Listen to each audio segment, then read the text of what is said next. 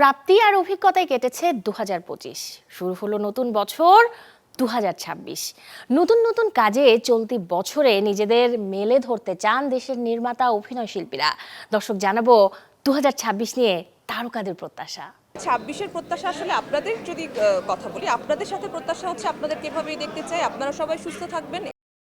এই 2025 সালটা বেশ চ্যালেঞ্জিং ছিল আমার জন্য ব্যক্তিগতভাবে। আমি যদি বলি কাজের জায়গা থেকে স্পেশালি, অ্যান্ড আমি আশা করি অলরেডি ইউনিভার্সকে আমি মেসেজ দিতে চাই যে 2026 সাল অবশ্যই ভালো আসবে, ভালো কাটবে, ভালোভাবে শুরু করতে চাই 2026 সাল।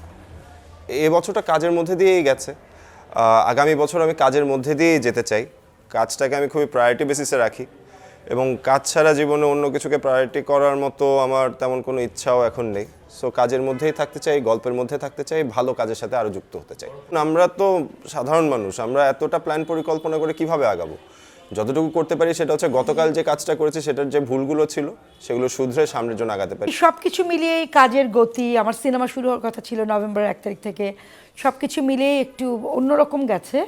তারপরেও আমি ভালো লাগাই বলবো, যে কারণ এখনো বেঁচে আছি, নিঃশ্বাস নিতে পারছি, এটা উপরওয়ালার হাতে যে আমরা বেঁচে আছি। সেই জায়গা থেকে অবশ্যই আমি ভাগ্যবান। আমি অনেক ভাগ্যবান আমার মা বাবা বেঁচে আছে, আমি অনেক ভাগ্যবান এখনো আমি সবার সাথে কাজ করতে পারছি। আমি তো খুব আশাবাদী মানুষ। আমি মনে করি যে নতুন বছর মানে নতুন কিছু প্রত্যাশা।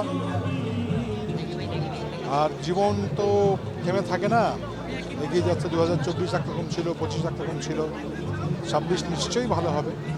প্রতিদিন যেমন নতুন সূর্য ওঠে, তেমনি সেই সূর্যের আলো দেখে মানুষের প্রত্যাশা বাড়ে। আমি যখন জানলা খুলে দেখি আমার বাইরের সূর্যতে, আমার খুব মনটা ভালো হয়ে যায়। আমি প্রতিদিন সেই একই কাজ করি।